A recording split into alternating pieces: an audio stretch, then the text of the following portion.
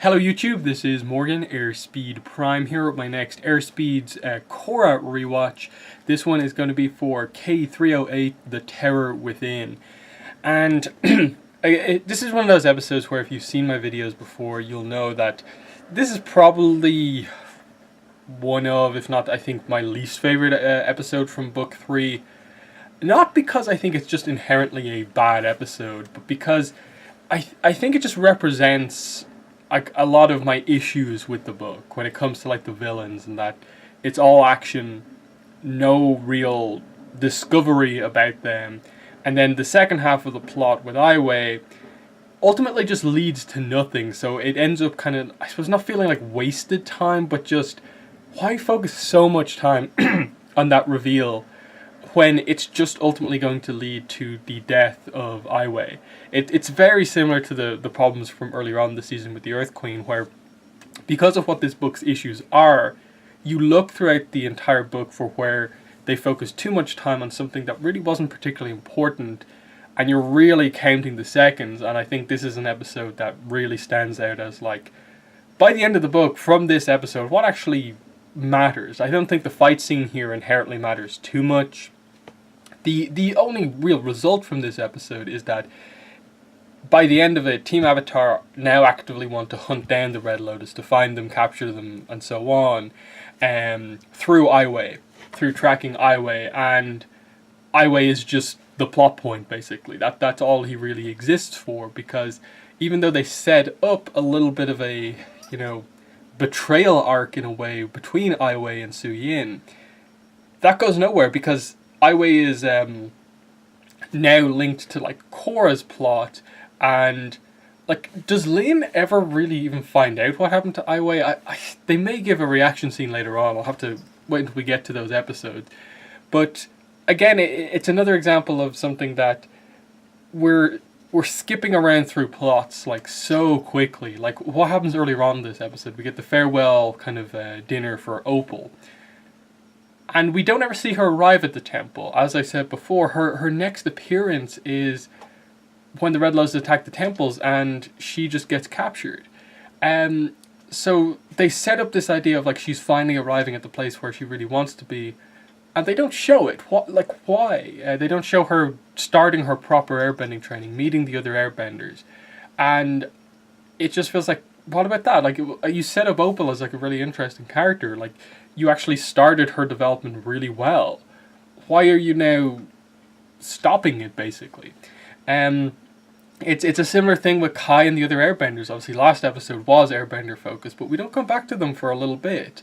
And it's similar with Zaofu here. Now that Korra and co have left Zaofu, for the most part, the focus shifts away from Zaofu and Su and onto what Korra and co are doing, and then Zaofu comes back into things right at the end when they plan the final attack. And I'm not saying they need to keep every plot going in every single episode, but this book really is like an example of doing that a bit too much, of just plot, move on from it, oh, this plot comes back, move on from it. And all the while, we're on episode 8, we still don't know anything about the villains, what they're really about, what they're after, what their characters are. You've hinted at some backstory for them, but you're not telling us properly about it. Why are we invested in these villains? And the reason we're invested is because they're cool to a degree, because of their unique powers and how strong they are. But imagine we had that, plus we also knew what their characters were, and we kind of cared about them, we understood their ideology.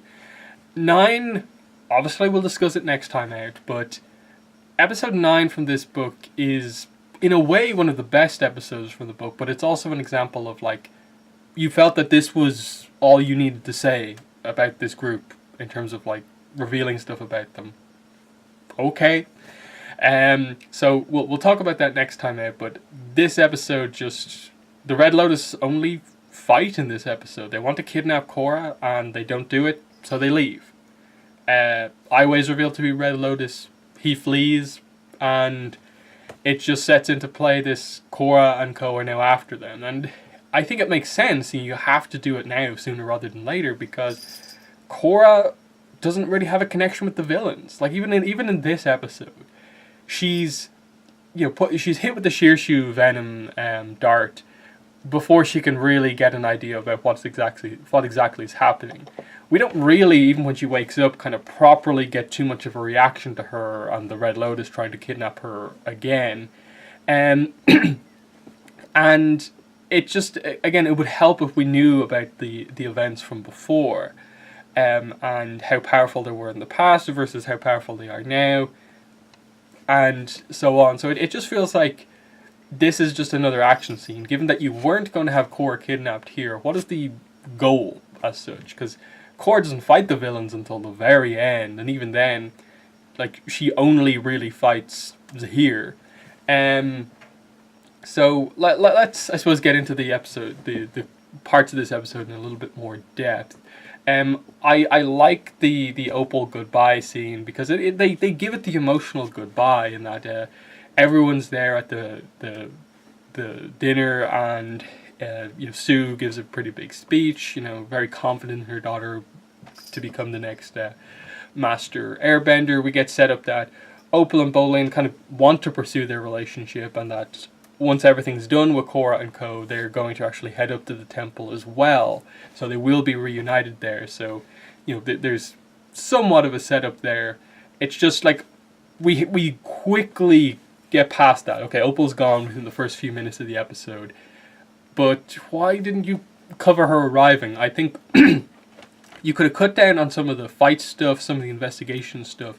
And I think within this episode, at least devote a scene or two to Opal's arrival at the temple and seeing her meet Tenzin, meet Jinora, meet Kai, those sort of like important characters up there, and quickly catch us up on like the sort of a resolution to episode 7 of like, is the airbending training going better now? Is Tenzin doing things better up there?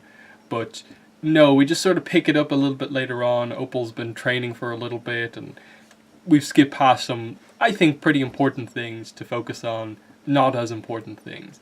And after that, we get a little bit on the metal bending to find out that Korra is sparring with one of the twins and loses initially. The second time they do this sparring, she wins, and it's really clear that she is really, really quickly becoming a master, whereas Bolin still can't actually do any metal bending. But they're not making too big of a deal about it right now, just that, okay, he can't do it, but that's really about it. The main focus here is just that, we eventually transition into like nighttime, the Red Lotus kind of come in, and this is where the sequence kicks off. And as much as I'm kind of criticizing the episode for being overly action focused, it is a very good action scene. I think the strategy involved in this fight with the characters who get involved, how they kind of lay it out, it's definitely a really, really cool scene to see the Red Lotus all together, surrounded by lava, the big kind of metal barricades up in front of them, everyone surrounding them also with the metal barricades up. Like, this is a dangerous fight, but just because like police involved, lava bending's involved. I like that the brothers are very, like Mako and Bolin, very heavily involved in this fight with like, they're basically the two people there from the start of the fight who kind of stay in it for the whole time. And they just kind of set up, like earlier on in the episode, it's set up that Bolin can't do any metal bending yet, but his accuracy with earth bending is really, really good. It's like an amazing skill that he has. And they use that later on here, in that once everyone gets involved in the fight, we get to this situation where they have to get Korra, because Korra's in the middle of this circle of Red Lotus, and they have to get her out. The only way they can think of doing that is to drop in from above. So this puts Lin and Sue at risk, and they put all the pressure on Bolin. You have to take out Poli's combustion bending by hitting her in the third eye. He misses the first time. There's a bit of a miscommunication with Wayne Wing over the phone, and they drop in before they were meant to. But Bolin, clutch moment, gets it done, and they do manage to get Korra out of the middle of them all. And it's just it ends up just with the defeat of the Red Lotus here, in that it is meant to be more of a kind of standoff fight, because here's an example of the Red Lotus actually encountering like too much of a defense against them, in that they're in a bad situation. As powerful as they all are, they would get picked off one-on-one if they didn't stay in a group, and they have to form a defensive perimeter here. You do sort of wonder how they would have got out of this otherwise. Like, because they would have ran out of chi eventually. Everyone would have begun to get tired. But I think Zaofu has enough guards that they could have just cycled guards in and out. Like, I think Korra eventually would have regained consciousness enough that she probably would have went Avatar state once the venom had potentially worn out. So something along those lines. Like, I think Avatar state probably would have come into play. But either way, they resolve it fairly quickly. We see that Kuvira is a little bit involved in this as well. They still haven't named her yet, but like they're notably using her as like the main Zaofu guard. But that's for the most part all there really is to talk about here. Like, I don't think that any of the Red Lotus do anything particularly amazing within this fight. Just that they're able to hold off most of like the city of Zaofu, a lot of very powerful benders on their own. But the result is that they escape, and the big question after this is, how did they escape? How did they get in? They must have someone within Zaofu who, one, leaked the news that Korra was in there, two, allowed them in, and then three, allowed them to escape in such a kind of easy way. And this is where the hunt for the traitor kind of starts. And I think this part of the episode is one of those ones where, like, they didn't need to spend this much time on this. Like, Aiwei comes in, they interrogate all the guards, he eventually picks on one, that this young guard is responsible for it. And I think it's either one of these things where, look, they had to create holes in Aiwei's kind of situation to eventually out him as the traitor, but it makes him look like a complete idiot, that the one guy he chose was someone who just couldn't possibly have done it. And it makes it so easy for Mako that it borderline doesn't really make it that much of a like amazing like investigation scene for Mako. Like, oh, he points out that the guard like isn't even 18 and the Red Lotus have been in prison for like 13 years. How on earth did they get in contact with each other? And this is where it really hurts the Red Lotus, that it is just utterly unclear what the status of the Red Lotus is at this point in time. Because they're focusing on these four, and we later learn that there's actually lots more of them out there, but they've yet to properly reveal anything about it. And this is the, I think, real problem here with the book, in that at this point we don't know that yet. So we're just thinking that it's this group. Like, we don't even know that they're necessarily a like known organization. It's just these four random benders who we don't actually know anything about them. They're just a group who tried to kidnap Korra in the past, and that's it. So it's, I think this episode really, really does suffer from just not knowing anything about the Red Lotus or the group full stop. And just the idea that, like, okay, Aiwei is part of the group, it's a reveal that, okay, there's more Red Lotus out there. Are you going to delve into that? They kind of do, as we see in the next episode, but, like, does it pay off enough? I don't think so. And as for like where the episode goes from there, like, they search Aiwei's house, of course. Mako eventually convinces everyone to get on his side. I like that little bit, just that like Mako gets a little bit of a chance to shine here. But again, like, the stuff with Aiwei I think just lasts too long, considering what they eventually do with the character. They use him a bit in the next episode to basically follow him. But the second, like, anything happens with Aiwei, he's just taken out completely, and it just transitions over to, like, Zahir. And I think they should have done something with Aiwei. I think if they had had more time, if they'd used their episode count a little bit better, I think you could have done something with Sue's relationship with Aiwei, and why is he, like, her main advisor? How long have they known each other? How big of a betrayal really is this? And while, yes, they set up that plot more or less at the end of this episode, Sue is the one who lies to Lin to allow Team Avatar to go after Aiwei. Is there really a resolution to this? I'm not really sure if there is. Like, as I said earlier on, like, does Sue ever even find out about Aiwei, get much of a reaction to it? Plus, right at the end of the episode, there was the whole, like, bit of a mystery bit going on here when they revealed it to Sue, like, she has to look down to both sides. that was really clear in the animation. Like it's not at all like a stretch, I think, for people to immediately go, wait, like, is Sue Red Lotus? Like, is Sue involved in this at all? Because it doesn't feel like the look of like, I can't believe like someone's just betrayed me. It looks like his cover's been blown in a way, almost like and especially with what they do earlier on in the episode, when like Sue sits down in front of Aiwei, and Aiwei's all like, what do I do here? It makes it feel like the two are sort of colluding on something, but it ends up not being anything. It's just Sue is on the good side, Aiwei's Red Lotus, and like I really am not sure like what they were kind of going for with some of those little animation things, because there was a decent section of the fandom who like focused heavily in on Sue after this and was like, if Sue is part of this, especially once the Red Lotus reveal comes out, like, is it this kind of thing where she's going to be this like Red Lotus sleeper agent going into book 4 because she didn't take all the metal poison out of Korra at the end? But it just turned out to not be the case. It was just reading a little bit into animation scenes that perhaps portrayed a little bit more than they needed to. So I wish they'd done a bit more to make more of an arc out of the betrayal of Aiwei, but without, I think, Sue like going with the group, there wasn't a lot you could actually do, and it just like it sets up the end of the book okay, in that now Team Avatar are out on their own. Sue has kind of put everyone at risk. You do sort of understand after what's just happened why Lin wants complete security about this. In that I assume Lin knows much more about the whole Red Lotus stuff with Korra than anyone else kind of does.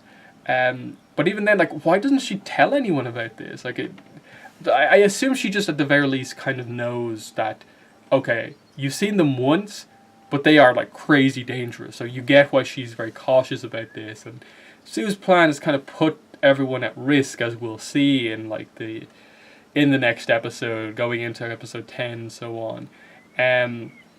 But I think that's most of everything I want to talk about here. You know, we have Varric, you know, coming in at a few little points here. I like the reference back to book 2 with kind of Varric basically did the same thing to Mako that Aiwei is doing to this kind of young guard guy. That was actually a really good reference back to book 2, that they did quite well, and just the whole Varric being like a conspiracy theorist, more or less. Anything else to talk about here? I really don't think so. It's a fairly straightforward episode where you get like, it's Opal's goodbye, the little bit with metal bending, the Red Lotus fight scene, and then the aftermath / investigation into Aiwei. There are definitely some cool sequences, like the bomb blast going off and like it looking like there's no way out, and then Korra saves everyone with the airbending. That was like a well done kind of little scene, but I think it's just an example of like that plot, the investigation into Aiwei, I think just took up too much of the episode when it didn't really need to. In that, like, right now, without knowing the remaining few episodes, it seems like that is the main plot, but it obviously shifts with the next episode. But yeah, I think I'm just going to end the review there. It's going to be a little bit shorter than usual, but I think it's a fairly straightforward to the point episode. I think when I did my like bottom 5 Korra episode list, I think I had this on it, and it was like, I might have had it like 3rd or 4th kind of last on my list, because I really do think that there just isn't enough important stuff about book 3 within this episode. It just kind of feels like an episode that they filled up with action and an investigation. Both of those things didn't really mean a lot for the episode. So in the comments, let me know what your thoughts are on The Terror Within. But yeah, that's been the video. Thanks for watching, and bye.